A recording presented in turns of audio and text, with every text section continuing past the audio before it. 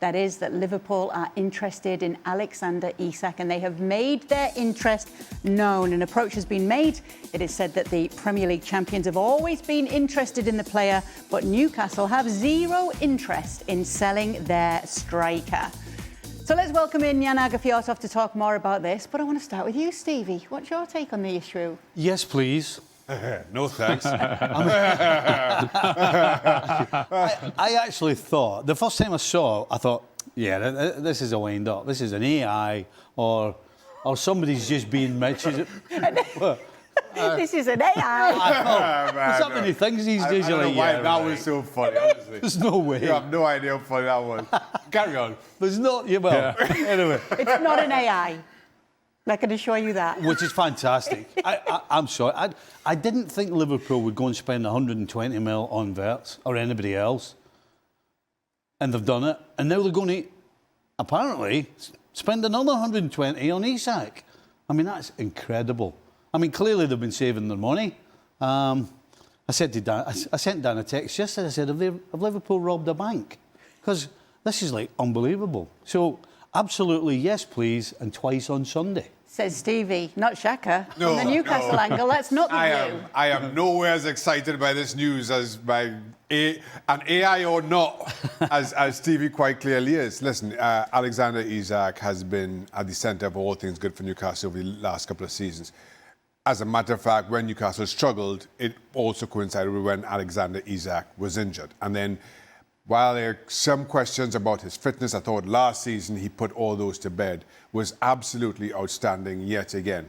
But just about 12 months, maybe 13 months ago, Newcastle were trying to make things work with this profit and sustainability, which I do not understand, certainly from the perspective of a Newcastle having to juggle things as they did last season and then roll the clock forward 12 months, you have Liverpool spending or ready to spend this kind of money twice in the same window. That being said, 120 million is a lot to turn away if you still have some of those issues that you need to deal with. And then it all comes down to who's the replacement, because those are huge shoes to fill, and how much it costs, because, again, the only reason Newcastle lets go of Alexander Isak is for financial, for profit and sustainability. So then again, the cost becomes a factor. What do you think of this? What do you make of it all, Jan? Alexander Isak to Liverpool. Well, first of all, for Stephen Nicol, who's been a generation in football, think that artificial intelligence can do rumours in football and links to football. That is impressive. I think that Liverpool has shown over the couple of last 3 years that they've had a plan with what they're doing. There was a period where they had Klopp's friend there doing the recruitment. Didn't work out very well for them. Now they're very, very professional. Florian Wirtz was the best available. They went for him. They need a number 9. They will like to get their number 9 out, and they will like, and there's not better one around. I mean, Shaka did the analysis seen from Newcastle point of view. This won't be a matter of money.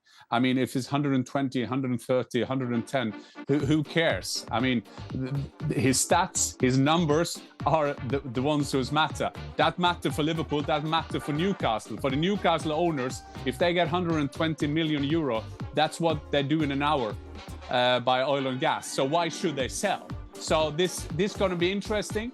I'm not 100% sure that this will go so much further, because I think the cards are in Newcastle hands. I can't see Alexander Isak go on a strike. I can't see him going out and say, I want to go to Liverpool. So it will be continued, but I at the moment I can't see this happening. Let's say it does happen though, Stevie. How would that Liverpool 11 look to you? Well, obviously, Isak would start up front. I think you'd have Gakpo on the left-hand side and Salah on the right with Wirtz underneath Isak. You know, it would be a 4-3-3, but I would expect McAllister and Gravenberch to be a lot deeper. And so Wirtz can operate pretty much in and around the middle of the park between the halfway line and the attacking box. So, I mean, going forward, that looks fantastic. It's got goals everywhere. Any any chance that wouldn't win the Premier League title next year, Shaka? That team? Well, right now, given where everybody else is right now, that's the strongest team as anybody can put out. I'll be very honest with you.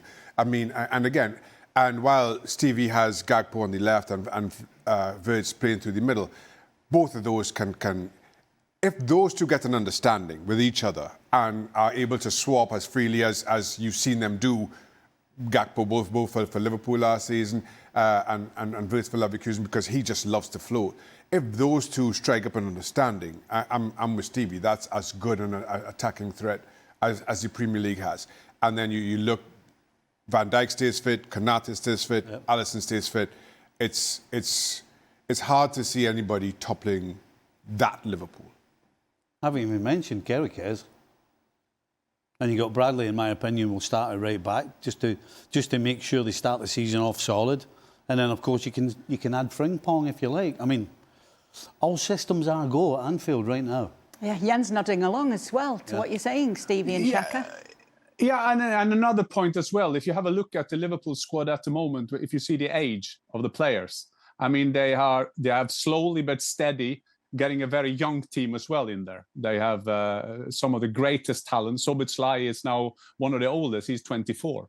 So this is a great Liverpool team. Just shows you how important recruitment is in football. But to make them favourite, I thought we just nominated Chelsea as the best club in the world. So Chelsea is going to be the favourite, wouldn't it? Oh, well, don't worry, Jan. We've got some Club World Cup talk coming up a little later on.